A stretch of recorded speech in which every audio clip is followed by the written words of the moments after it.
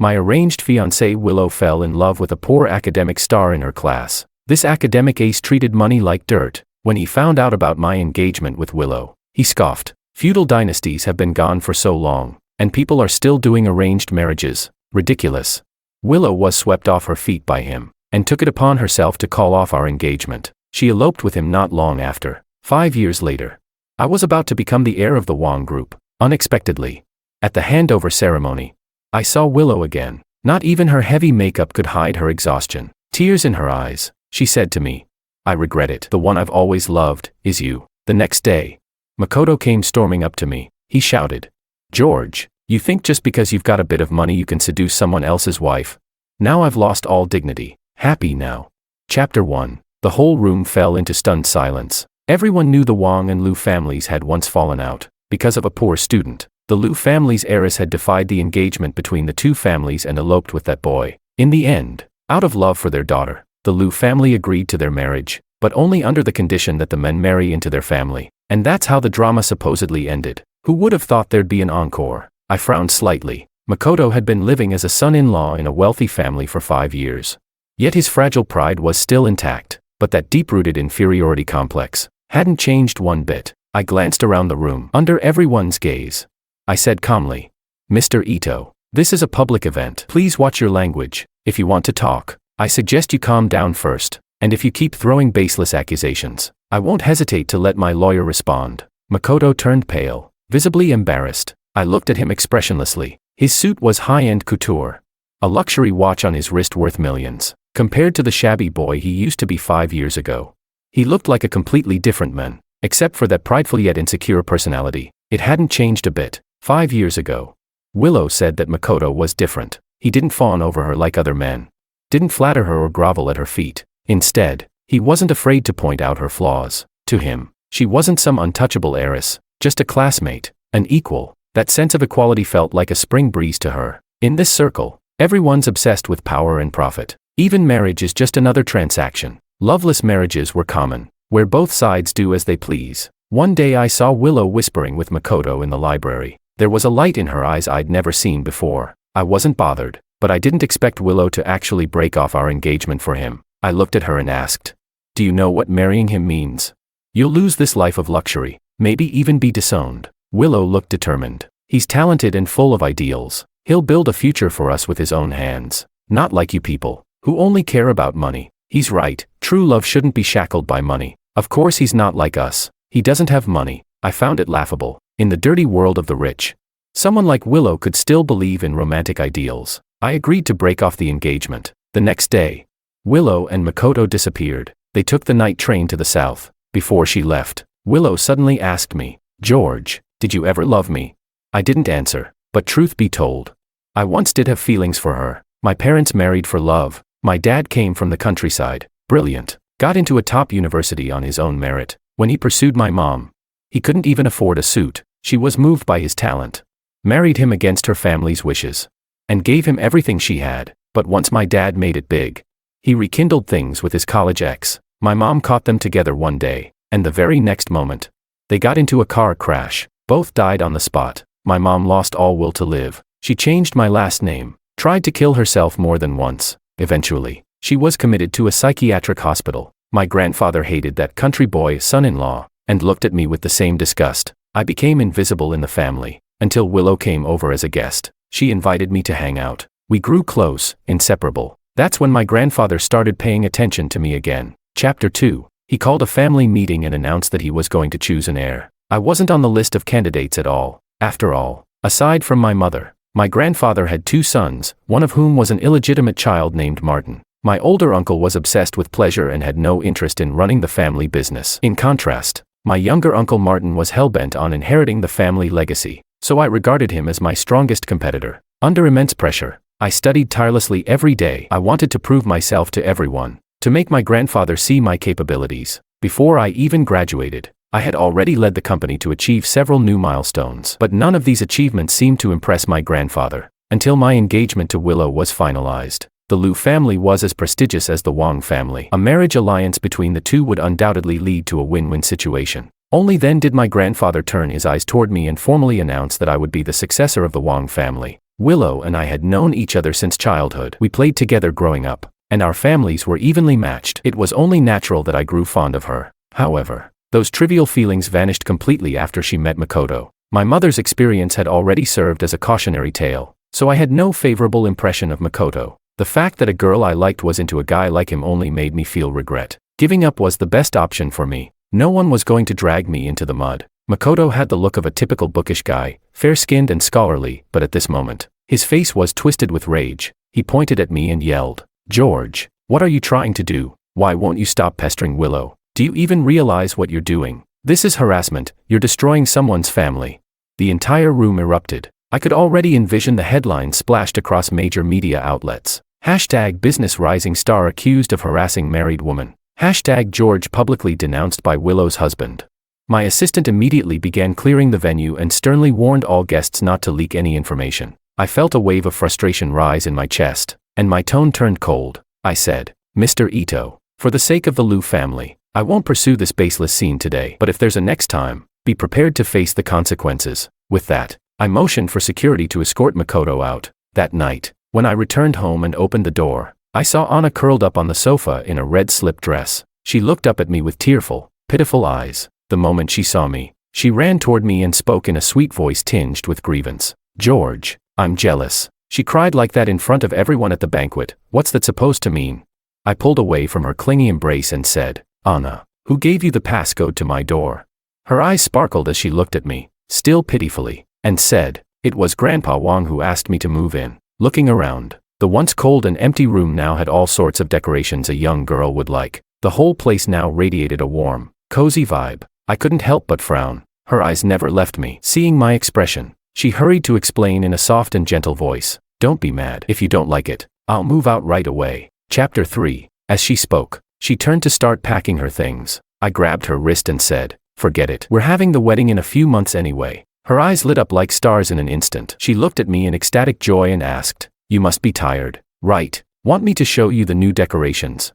I was curious to see what else she had added, so I let her take me on the tour. When we stepped into the bedroom, one entire wall was covered with our photos. From the moment we met, to the moments we became a couple, each memory captured and frozen in time. No matter how you looked at it, the whole scene was full of girlish romance. I couldn't help but smile. The corners of my lips lifted unconsciously. She asked, "I did a bit of decorating. What do you think?" Her eyes were full of anticipation, like a kitten waiting for its owner to pet it. It was hard to believe that this girl in front of me was the same one who had taken over the Su Group after her parents died in an accident. Like she had been handed the script of a true female lead in a power drama.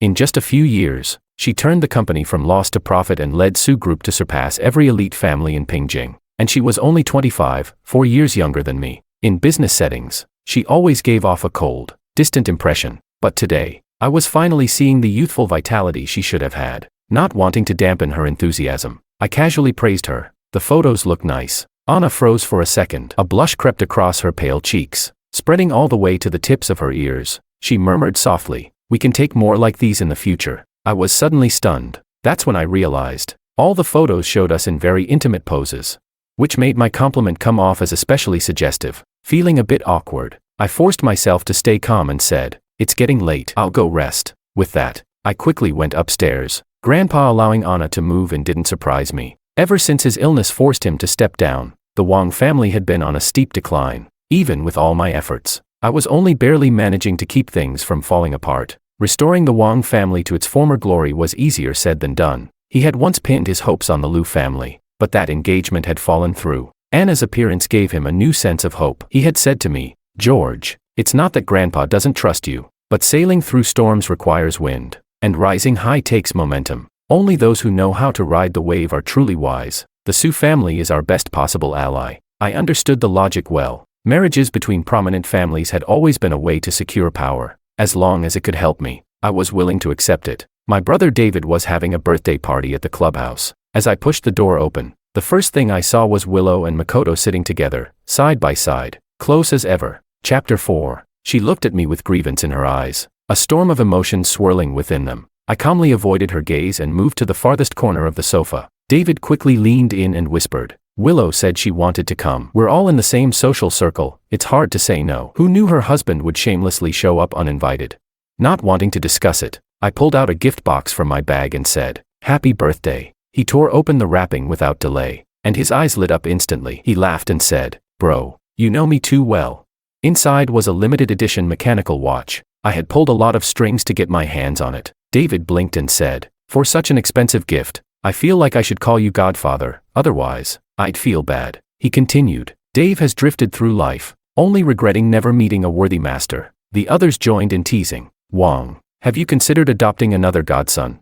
Just as everyone was joking and the room was filled with cheer, Makoto suddenly stood up. The cheerful atmosphere vanished in an instant. Everyone exchanged awkward glances. He stood there with a stony face and said to Willow, "Come outside." Willow silently got up and followed him. The two of them argued loudly in the hallway, and their voices were clearly audible. Everyone awkwardly perked up their ears. Makoto, clearly agitated, said, "You've been staring at George since we walked in. What the hell does that mean? What do you want from him?" Willow snapped back, "Why are you yelling? All you ever do is jump to conclusions. The less capable you are, the more aggressive you act at home. Outside, you're nothing but a coward." "I'm a coward," Makoto roared, his fury boiling over. "Then let me show you just how cowardly I am." The door was suddenly flung open. Makoto stormed into the room like a madman. He marched right up to me and pointed at Willow, shouting, "George, if you want this woman, take her. I'm done with her." Willow chased in after him, grabbing his arm. "Are you done losing your mind? You're humiliating us. Can't we talk about this at home?" Makoto yanked his arm away and screamed. "Talk about what? About how you still have feelings for George? How you keep thinking about him in secret? How you mutter his name in your sleep? Ha, I'm embarrassing. Willow, don't act so high and mighty. Who was the one desperate to marry me back then? I warned you, I'm not into the rich kid games you people play." Willow couldn't hold back anymore. Her eyes turned red as she shouted, "Yes, I was the one who insisted on marrying you. But Makoto, don't make me regret it." Chapter 5. Makoto looked like he had been struck by lightning, frozen in place. The entire room fell into a dead silence. Then he laughed. A twisted, desperate laugh. He said, "So, you've finally said it." Each word cut like a blade. Every sentence bleeding pain. Willow collapsed onto the sofa, looking completely drained. "I couldn't stand this ridiculous drama anymore," I said. "David, I'm leaving." Makoto pounced in front of me like a wild animal, eyes blazing with rage. "George, you stole my wife and now you want to run. You're nothing but a hypocrite in a suit, a beast in gentleman's clothing." Without a word, I swung my fist straight into his jaw. Makoto staggered back, clutching his face, staring at me in disbelief. I said coldly, "A parasite like you, looking down on elite families while enjoying every bit of their perks. You have no ability, no career, yet you still dare to act tough." My words hit his sore spot. His face turned red with rage. He gritted his teeth and said, "Who the hell wants your money? You think being rich makes you special? People like you are disgusting." I didn't deny that powerful families have many flaws, and I didn't believe that money and competence were always linked, but wanting the benefits while insulting the source, that was shameless. I sneered, "Remember this, someone like you has no right to bark in front of me." Makoto's face turned white, then red again. Infuriated by my words, he blurted out, "I'm not worthy. I'm not even impressed by trust fund brats like you." That sentence offended everyone in the room. The guests' faces soured immediately. Someone said, "Willow, since your husband looks down on all of us, maybe you two shouldn't be showing up at our gatherings anymore." Willow's face turned pale, embarrassed. She repeatedly apologized and dragged Makoto out by force. What was supposed to be a fun celebration ended in a complete mess. David noticed I wasn't in the mood and insisted on taking me to a bar to continue the night. He skillfully called over a line of hostesses, each stunning and perfectly styled. He winked at me and said, "George, first time here, don't worry. These girls are all very professional." He waved to one hostess who looked like a current celebrity. "Hey, go pour a drink for President Wang." The woman walked over gracefully and knelt beside me to pour the wine. I frowned. "Stand up. Pour it from standing, it's fine." Chapter 6. David took a sip of his drink and said mysteriously, "I heard something interesting the other day. It was about Makoto. The guy really was different. He treated money like dirt. Specifically, after rising from humble origins to become the son-in-law of a wealthy family, he deliberately kept his distance from the Lius. He refused to work for any of the Liu family businesses and insisted on building his career from scratch. Even when the Liu family offered him a senior executive position at a prestigious publishing house, he turned it down politely and insisted on job hunting on his own. After sending out dozens of resumes and going through half a year of interviews, he finally landed a job at a small publishing firm as an editor, earning just over 4,000 yuan a month. Not only that, but he kept a strict boundary between the Liu family and his own relatives, refusing to let them benefit from the Liu name. His parents were honest. meek farmers who simply obeyed whatever their son said. But a while ago, Makoto's younger brother got into trouble. He acted as a guarantor for a friend and got caught in a scam, ending up owing 1.8 million yuan in high-interest debt. The lenders threatened to break his legs if he didn't pay. His family was dirt poor. There was no way they could come up with that kind of money. But to the Liu family, that amount was pocket change. So his parents went to his workplace, knelt before him, and tearfully begged him to save his brother. Guess what Makoto did? He pulled out a passbook with all his savings since he started working, 25,000 yuan. His parents broke down, unable to believe how heartless their son had become. They said, "You're really going to just stand by and watch your brother get crippled? This could ruin his entire future." To the Lius, this would have been a piece of cake to solve. If Makoto just said the word, the debt would be gone. But he was unshakable, and insisted, "I chose to be with Willow because I love her, not for a family status, and definitely not for money. I don't want the Liu family to look down on me. I won't be labeled a freeloader. I can't stand the gossip and whispers. You envy my life, but you have no idea how I walk on eggshells every single day in the Liu family. Your younger son is your child, but so am I." To be fair, the Liu family didn't treat him poorly. It was he who was too sensitive, too proud. The whole thing became public knowledge. The Lius were embarrassed when they found out and tried to settle the debt for him. But Makoto snapped at them and turned the offer down. Their goodwill was thrown back in their faces, and eventually, they stopped trying. In the end, his brother got his leg broken, and his parents cut ties with him altogether. David concluded. Chapter 7. Is this Makoto guy out of his mind, saying he chose Willow for love and not her money or power? He took a luxurious life and turned it into something pitiful. When he made Willow follow him with such conviction, I actually thought he had real potential, but turns out, this is all he's got. I smiled faintly and said, he hasn't changed one bit. Makoto acts like he looks down on the rich, like he refuses to take handouts and wants to appear noble, but deep down, he's incredibly selfish, driving the Liu family's luxury cars, living in their villa, but unwilling to let his own family benefit at all, to protect his fragile pride and reputation. He didn't even lift a finger to help his own younger brother. That night, we drank until late. David's driver ended up taking me home. I fumbled to open the door, tossed my suit jacket onto the sofa, tie loosely hanging around my neck. I walked in slowly. The living room lights suddenly came on. The harsh brightness made me squint. Anna was standing in the center of the room, looking at me coldly. "Drunk like this?" she asked. I ignored her and collapsed onto the couch. My temples were throbbing. I closed my eyes and rubbed them. A pair of soft hands reached over and gently massaged my temples. Anna softened her voice. "You've always been prone to migraines, and you still drink so much." I frowned in frustration. "Tell the old man to stop worrying about my business." Her hands froze. I opened my eyes and looked at Anna. There was a flicker of hurt in her eyes. She bit her lip and said, "George, do you have something against me?" I pinched her delicate chin, smiling playfully. "Don't overthink it, little one. Marriage is just a matter of mutual benefit." Anna's eyes instantly turned red. She bit her lip stubbornly, her voice trembling as she choked out, "But I like you." I found it laughable, and a bit helpless. I looked her up and down and said, "Status can change with time and circumstances, but interests never do. Only benefits make for the strongest bond. Anna, I don't need love. As long as our interests align, we can treat each other with mutual respect." She was silent for a long while, then suddenly asked, "Is it because you still can't forget Willow?" I frowned, annoyed. "No, I only care about myself. Successful people pursue interests, only fools get caught up in love." Anna suddenly smiled. She said that she and I wanted the same thing, a relationship built on shared interests. We definitely treat each other with respect. I had no words. I truly didn't understand where Anna's obsession with me came from. She never said, and I couldn't be bothered to dig deeper. Let her be. Chapter 8. A few days later, I unexpectedly ran into Willow at a business cocktail event. Just my luck. I immediately turned around, ready to leave, but she hurried after me. "George Gidge," she called. I stopped in my tracks and replied coldly, "We're not close. Please don't call me that." A flicker of pain crossed her eyes. She said, "Why are you treating me so coldly? We grew up together. What happened before was my fault." I cut her off immediately. "That's enough. If there's nothing else, I'll be going." I turned to leave. Willow grabbed my arm, her eyes brimming with tears. "I've only now realized the person I truly love has always been you. Can you give me another chance? Can we try again?" I felt nauseated. My entire body went cold. I yanked my arm away and sneered. "What does your love have to do with me?"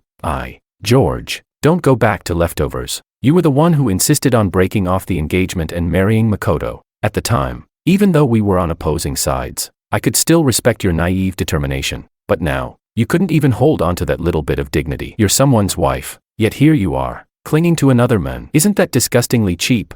Willow's face went pale as a sheet, and she stood frozen on the spot. This scene was caught by a bystander and quickly made it to the top of the trending searches. Although my team moved fast and got it taken down, the online buzz was still going strong. Some said Willow's marriage was in crisis, her dream of marrying into wealth had fallen apart. Others accused me of seducing a married woman, saying I was shameless to be thinking about an ex even after getting engaged to Anna. Makoto seized the opportunity to post a vague late-night tweet, insinuating that I had interfered in their marriage. David couldn't hold back anymore and directly clapped back on Weibo. Disgusting pair trying to stay relevant. A self-loathing, sensitive leech and a shameless green TB*TCH. What a match made in trash heaven. Get lost, the both of you. Soon after, someone dug up footage of Willow breaking down in tears at my succession ceremony, and Makoto causing a scene at my banquet. The internet split into two camps. Some said this was what a phoenixman gets, trying to marry up and getting burned. Serves him right. Others defended Makoto, saying he had pride and never flaunted wealth,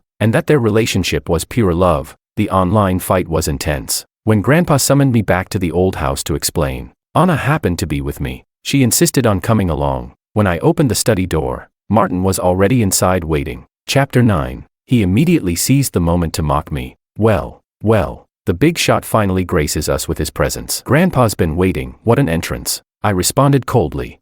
If the company weren't being held back by a useless idiot like you, I wouldn't be so busy. It's beyond me how someone as wise as Grandpa could have a fool like you for a son. Martin's face twisted in rage. He raised his fist to hit me and shouted, "You ungrateful little bastard, I'm your uncle." Anna stepped forward, pushing him back. "Mr. Wang, I suggest you think twice before laying a hand on him. George isn't just the heir of the Wang family, he's also my future husband. You have no right to touch either identity." Martin was stunned speechless, his face dark and stormy. He finally forced out a sarcastic remark. "Miss Su sure is generous, so many rumors flying around about your fiancé, and you're not even bothered. Do you think it's charming when a man flirts around? Are you planning to just tolerate it?" The next second, my fist connected squarely with his face. I asked coldly, "Feeling clear-headed yet? If not, I don't mind giving you another punch." Martin trembled with anger but didn't dare fight back. He howled. "What did I say that wasn't true? You're just a womanizing scumbag, just like your father." Expressionless, I landed 2 more punches. "Keep talking. Let's see if your mouth is tougher than my fists." He was shaking all over, panting heavily, sneaking glances at the old man at the head of the table. Grandpa sat there like a mountain, slowly sipping tea, silently watching the chaos unfold. I sneered, "Can't talk anymore? While rumor accounts make things up, you don't bother to clarify and instead take the chance to kick me while I'm down. What, was it you stirring things up behind the scenes?" Ever since I got engaged to Anna, he'd completely lost his shot at inheriting anything, so he held a grudge and opposed me at every turn. Martin panicked and started denying it. "Don't accuse me. I have no idea what you're talking about." I spoke calmly. "Then forget it, but let me remind you, the prosperity of the Wang family depends on unity. You and I are both Wang family members. If one rises, we all rise. If one falls, we all fall. Don't be foolish enough to sabotage yourself." At last, Grandpa spoke. "George is right. Martin, apologize." Martin clenched his jaw and forced out, "One word at a time."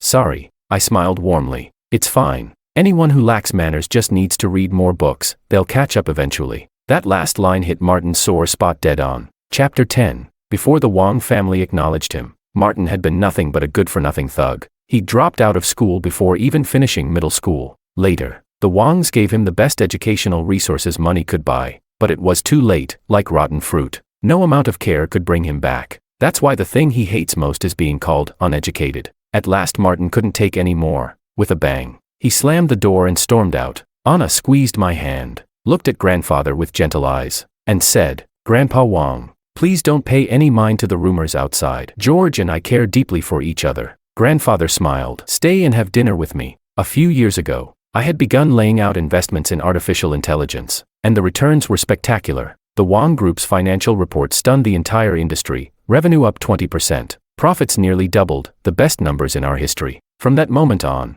I was the heir apparent. During these years under my management, the results spoke for themselves. On my first day in office, Wang Group stock shot up to the daily limit. Grandfather threw an extravagant celebration banquet, inviting business leaders and the press. Makoto and Willow attended with Mr. and Mrs. Liu. Mr. Liu, eager to mend relations, stayed close to Grandfather. laughing as though all past grudges had vanished. Mrs. Lu took my hand and said, "I watched George grow up, such a fine child. Far better than my own 2 useless sons. The Lius have only one daughter, Willow." Her words were obviously aimed at someone. No explanation needed. Mrs. Lu went on. "Willow must have been blind, letting a perfect son-in-law slip away just to chase some penniless nobody." Makoto's face turned ashen. His nails dug into his palms. I merely smiled politely, and Anna arrived in time to lead me elsewhere. Then came the media Q&A. Makoto suddenly stood up and shouted for all to hear, "George, what makes you think you deserve that seat? You're nothing but trash who climbed up on connections."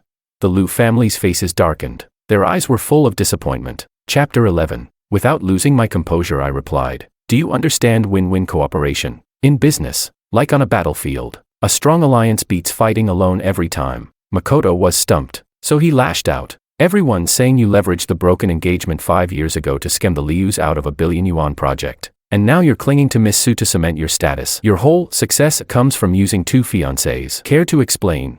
I gave a scornful laugh. "That accusation isn't even worth refuting." Makoto sneered. "Not worth it, or you simply have no answer."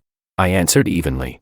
"I have a question for you. What does personal success even mean? Every human success is built within human society. There's no such thing as triumph without others. Your talk of rising on your own versus rising with help is a false dilemma. The only difference is degree, not kind. In any achievement, chance, environment, and ability all matter. Chance and environment already weigh heavily. The more resources those factors give you, the more impact your ability can have. I've earned this position through relentless effort and enormous pressure. I don't believe my self-reliance is any less than what most ordinary people must muster. So why should I let others dictate what I'm allowed to be?" The room erupted. Funny thing. Really, plenty of people hate the rich, while plenty of others look down on those at the bottom. In the end, it's all about perspective. Each side weaponizes morality to attack the other, forging impossible standards. The rich must be flawless philanthropists who never lean on anyone. The poor must toil endlessly, and if they fail it proves they're worthless. Why should I be bound by those rules? Why can't I redefine the game? Anna rose gracefully and stood beside me. "George is right. Success has never been a solo act. I believe in his ability and I'm ready to move forward hand in hand." The interview clip spread like wildfire online. Trending tags blew up every platform. Hashtag George admits leveraging women's support. Hashtag redefining win-win cooperation. Hashtag this Kool-Aid's too sweet. Netizens argued fiercely. Some cheered, some condemned, but the craziest were the fans shipping us as a couple. Clips of Anna and me exchanging glances were edited into countless ship videos and went viral. At the same time, the scandal of Makoto letting his own brother's leg be broken to save himself resurfaced, leaving onlookers utterly stunned. Chapter 12. Everyone agreed he should have had a golden future. Yet after marrying into a powerful clan he achieved nothing at all. He neither used the family's resources to improve himself nor built up any wealth. Instead he broke with his own relatives and ended up empty-handed. That isn't devotion, it's sheer madness. My mother, who has struggled with mental illness for years, suddenly said she wanted to see Anna and me. She was recuperating at a hillside sanatorium. When she first met Anna, her gaze was clear. She studied her gently for a long time, then said with maternal warmth, "So you're my son's fiancée?" Anna answered with perfect poise, "Yes, Auntie." Mother smiled in relief. "I watched the video of you defending George. Knowing he has you beside him sets a mother's heart at ease." Then she turned to me, tears welling up. "George, I'm sorry." My heart no longer rippled. In earlier years I had felt both pity and resentment toward her. Resentment that when I was struggling and facing ridicule, she wasn't there. I often wondered whether, if I disappeared, she would finally regain clarity. But time has taught me, she, too, is pitiable. Without that accident, she would surely have loved and protected me just as she does now. Softly I said, "Mom, I'm doing well. Please take good care of yourself." At those words, grateful tears shone in her eyes. Leaving the sanatorium, I stared out the car window, lost in thought. Anna drove us to the seaside. Listening to the waves crash against the shore, she whispered, "George, lean on me for a while, you deserve a breather." Resting my head on her lap, I finally lowered every defense and wept in silence. All the bitterness of years spent fighting alone poured out at once.